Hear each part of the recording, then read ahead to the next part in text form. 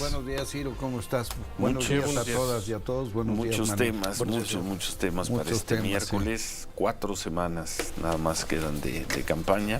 Hoy escribes en Milenio, si quieres empezamos con eso, un texto que se llama Honestidad a toda prueba. Sí, hoy hice una reflexión sobre...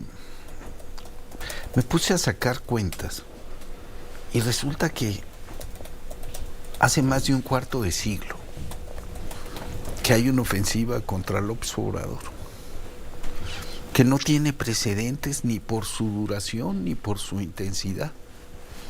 Es el hombre que ha concitado los odios de grandes empresarios, que ha unido en su contra todos los poderes del Estado, autoridades de los 3 niveles de gobierno, a los 3 partidos políticos nacionales más importantes, además del suyo, a la alta jerarquía eclesiástica en su momento, a muchos de los líderes de opinión más importantes de los últimos 30 años. Es un hombre que ha sido espiado pues, por todas las instancias nacionales e internacionales de espionaje. Todas las gavetas de su vida pública y privada han sido abiertas una tras otra. Han seguido sus pasos. Sobre él se han escrito millones de líneas Ágata y se han publicado en la prensa en su contra. Y sobre él se han escrito infinidad de libros y hasta escritores afamados han entrado a esta ardiente cruzada. Y resulta que el hombre ahí está. Es un caso único.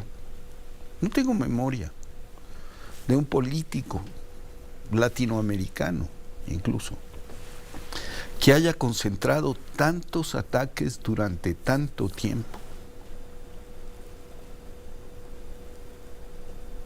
Entonces me pregunto por qué. ¿Por qué a pesar de todo está a punto de terminar su mandato con una alta aceptación ciudadana? Y está a punto, las encuestas de eso hablan, lo que sucede en las campañas, eso también nos dice.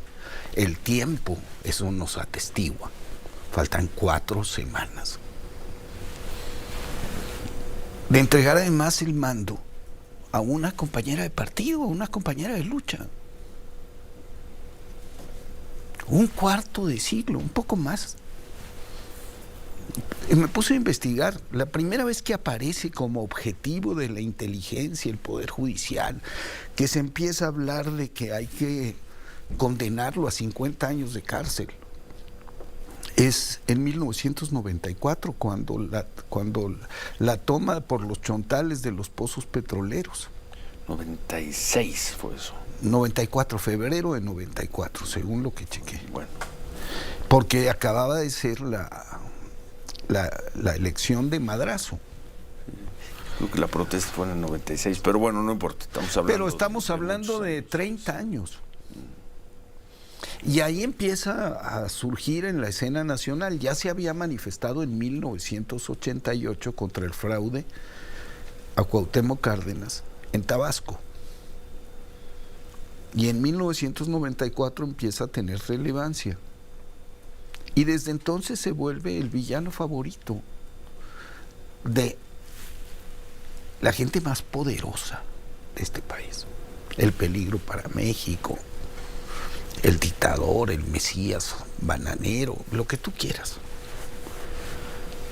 ¿Qué explica su sobrevivencia? Hablas de 25 años. 25 años. 25 años. 12 de ellos en el poder, 6 en el gobierno de la Ciudad de México, sí, y prácticamente 6 en la presidencia de la República. Eso explicaría parte de la mitad de ese tiempo ha estado en el poder, no ha estado perseguido. Pero no tengo memoria de un personaje que haya estado en posiciones tan señeras. Y eso hablaría también de una sociedad con con considerables espacios democráticos. Por eso para la crítica, finalmente nunca ha habido un atentado contra López Obrador, que yo sepa. No. No. Él ha podido hacer en los momentos más duros, y creo que los momentos más duros para él fueron el 2006, quizá el 2012. Él pudo seguir haciendo su trabajo. Él, y eso lo sabemos nosotros, cuando quiso estar en los medios de comunicación, estuvo en los medios de comunicación. Entonces sí, sin duda, resiliencia, como se dice ahora, resistencia, congruencia con su proyecto, consistencia, una gran habilidad, un gran éxito de él como personaje, pero la mitad de ese tiempo estuvo en el poder. No fue perseguido, no estuvo en la cárcel, nadie le disparó, nadie lo quiso matar. Pero en el poder del cual que le quisieron arrebatar desde la presidencia de la República, en el desafuero. O sea, una batalla contra todos los poderes del Estado. En una atrocidad. ¿Te refieres al desafuero? Con el legislativo, 2005, sí, el judicial y el ejecutivo. Una atrocidad. Complotando para dar un golpe de Estado constitucional a un gobernante democráticamente electo. Y que compitió con altísimas probabilidades de triunfo un año después, y que yo sigo pensando, con otra campaña, con otras decisiones, habría ganado esa elección con relativa Ahí tenemos comodidad. Una diferencia, porque yo sigo pensando, ¿qué dice la Constitución? La Constitución que las elecciones han de ser limpias y auténticas. Si el propio expresidente Fox reconoce que metió las manos y no metió las manos lo suficiente, y hay evidencia, pues esas elecciones no fueron limpias y auténticas, y merecía la pena un análisis de los paquetes electorales, voto por voto, casilla por casilla, que nunca se hizo. Entonces, yo sigo considerando que el 2006 hubo un fraude electoral. Después de eso que llamas fraude electoral, López Obrador pudo hacer una gran protesta, pudo tomar con su movimiento parte de la Ciudad de México durante 3 meses y luego seguir con y ahí su está una de trayectoria. las razones de su fuerza. Sí.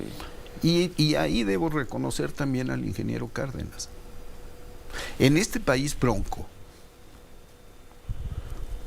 recuerda Almazán, recuerda los fraudes electorales costaban vidas. En este país bronco, ¿qué hizo Cuauhtémoc Cárdenas después del fraude del 88? Formó un partido político y se decidió por la lucha política. ¿Qué hizo Andrés Manuel López Obrador? Un bloqueo en Reforma para apaciguar a la gente y para canalizar hacia la lucha política la resistencia. Estos dos hombres hicieron una contribución sustantiva a la paz social en México. Los dos. Era fácil inmolarse y mandar a otros a inmolarse, o salir al exilio y denunciar. Se quedaron peleando en el marco de una democracia que era sumamente irregular, por decirlo menos. Y López Obrador regresó a la elección en el 2012 y regresó en el 2018. En el 2018 ya con un partido que también, con todas nuestras reglas, sistemas, lo pudo formar. Y jugó siempre, jugó siempre en el marco. Y ganó finalmente, y ganó por una gran diferencia, y podemos decir, y cumplió su término como presidente. Sí. Espero que termine, le faltan 5 meses. Espero que todo hace sentir, todo hace ver que va a terminar, y no solamente que va a terminar, sino que le va a entregar a una compañera de lucha. Esto te habla de resiliencia y te habla de éxito. Sin duda, sin duda. De un éxito político. En un espacio donde lo pudo hacer. No, tenemos que hacer un corte. Seguimos con este tema, hay otros más. Algo vamos a comentar también sobre el debate con Epigmenio, el debate del domingo. Son las 8:20, volvemos. Continuamos con Ciro Gómez Leiva por la mañana. 8:25, bueno. López Obrador, para cerrar el tema. Sí. Hay dos elementos que son sustantivos a mi juicio y que él los ha subrayado siempre. ¿Por qué se mueve como se mueve? ¿Por qué has resistido todo este tiempo? Por la gente. La gente se reconoce, un grueso de la población se reconoce en López Obrador, lo reconoce como uno de los suyos. Hay quien no, efectivamente, y hay quien lo odia. Sí. Y hay quien está pidiendo que se le encarcele. ¿Quién está pidiendo que se le encarcele hoy? Mucha gente dice y va a pagar con sus huesos en la cárcel y todo lo que... López-Gatell sí, pero López Obrador yo no a nadie. La verdad hace mucho que no escucho esa frase. ¿Cómo no? En redes sociales es muy común. Pero en redes sociales, es muy común. Sí. También van a decir que en redes sociales es muy común. Todos, sí. Y la verdad, está por un lado el apoyo de la gente y esta gran corriente ciudadana que quiere la transformación. Y está por el otro lado otro hecho sustantivo. Ni le han encontrado secretos oscuros, ni han revelado malos manejos, ni lo han expuesto. Es una honestidad a toda prueba. Hay un libro que anda circulando por ahí que ya pone en duda esa tesis, ¿no? Digo, por probarse, pues, ¿no? Libros hay montones. Sí. Pueden llenarlo un estante de una librería la cantidad de libelos. Y yo digo que afamados escritores se han sumado a la ardiente cruzada, por llamarla de alguna manera. Y todo el mundo quiere descubrir la verdadera naturaleza de López Obrador sin aportar ni una sola pieza de evidencia seria en su contra. Ni una sola pieza de evidencia seria. Habrá que ver estas investigaciones sobre las obras públicas que tocan a sus hijos, si avanzan o no. Insisto, habrá que verlo. Tú les llamas investigaciones, yo les digo libelos. Bueno, yo les digo libelos. Creo que son dos cosas diferentes, ¿no? Por un lado está lo de Anabel Hernández y por otro están las investigaciones que tendrían que hacerse por las acusaciones sobre los presupuestos. Creo que son dos cosas distintas. Y grabaciones que hemos escuchado de personas cercanas a los hijos del presidente López Obrador. Pero parte de toda esta estrategia, si te refieres a lo que publica Loret, yo no le doy el carácter de trabajo periodístico. Eso es calumnia. No es eso es pura calumnia que Xóchitl, además, para ir al debate, reproduce. Tú escuchabas a Xóchitl en el debate y lees las redes sociales y pues es lo mismo. Es lo mismo. Yo me preguntaba, ¿es Loret quien habla? ¿O es un bot? Eres como Maines, es Xóchitl.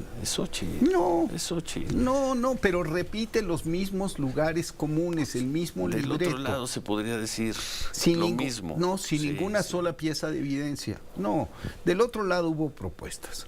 Pero a lo que yo voy.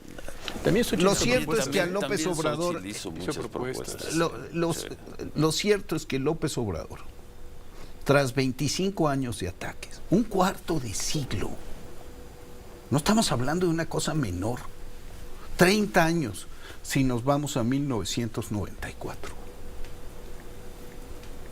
ha demostrado una capacidad de sobrevivencia y de éxito político extraordinaria, única en la historia. ¿A qué se debe? Pues en parte a su habilidad y repito, en parte a que todo esto se dio en un espacio político, social, mediático, económico que lo permitió y qué bueno, y que él aprovechó muy bien. Muchos de esos años desde el poder, como presidente de un partido, como jefe de gobierno, como presidente de otro partido. Y como presidente de la hablas República. De un espacio político democrático que no puedes desconocer, Ciro. El peso protagónico que tuvo el propio López Obrador en la creación y ampliación de ese espacio, con su terquedad. Nunca lo he hecho. En lugar de decir, nunca lo he negado. Frente a esto reacciono de otra manera, siempre apostó por la vía pacífica democrática y siempre apostó por las urnas. Siempre. Y siempre apostó por hacer la vida pública más pública. Entonces, estas cosas son muy relevantes. Y esto encuentra un correlato donde en la gente, ¿por qué no lo han podido destruir? Porque tiene un enorme respaldo popular. ¿Y por qué tiene un enorme respaldo popular? Porque la gente se reconoce en él y porque reconoce su honestidad. Bueno, entonces vendrán y él dice, investiguen a mis hijos, investiguen todo. Sí, seguramente los van a investigar Que en algún investiguen momento a todo el y lo mundo. veremos. Él ha dicho siempre, yo no meto las manos al fuego por nadie. Bien. Pero lo sustantivo es este fenómeno político único en la historia de un hombre que ha resistido el embate de todo el aparato combinado. Es una ofensiva única en la que concurren todos los factores de poder en una sociedad para destruir a un político. Y este político alcanza la presidencia, termina su mandato y le entrega a su compañera de lucha. Eso lo veremos en un mes. Eso lo veremos en un mes. en Y 4 ayer semanas. lo dijimos en un día. mes. Bueno, Un mes, lo un día. dijimos ayer Arturo Saldívar por 100 puntos o por 6, pero todas las encuestas tienen arriba a Claudia Sheinbaum. Viene el cierre. Falta ya muy poco, veremos si le entrega. Por cierto, nos escribe Adán Augusto López, gracias, saludos a Adán, y dice, buenos días, el primer éxodo por la democracia fue en 1991, recuerdo, yo estuve cuando llegó por primera vez López Obrador. El bloqueo de las instalaciones petroleras y de pozos se inició en 1993, saludos. Tienes razón, tienes razón. Yo pensé que luego, cuando descalabran a López Obrador, es el eso 94. Fue en el 96, eso sí, lo marca en el 96, pero la toma de pozos y la precisa un tabasqueño, 93, pues que sí le sabe a la historia que tabasqueña. sí le sabe, sí. Es Adán. Gracias, Adán, saludos. Saludos, Adán. Bueno, a ver, Fíjate terminamos que el yo tema, la verdad López, sí. no estaba fuera de México en el 91. Yo llegué en el 92 a trabajar en México de nuevo. Y entonces yo no registré el primer éxodo, registré el segundo. El del 94. Cuando llegaron al Zócalo y los fronteros. El del 91 94. fue el primero. Que, por cierto, se acusó a López Obrador y a su movimiento en aquel entonces de una... Ahí surgió, creo, la palabra concertación con Manuel Camacho, jefe de gobierno del Distrito Federal, se acusó.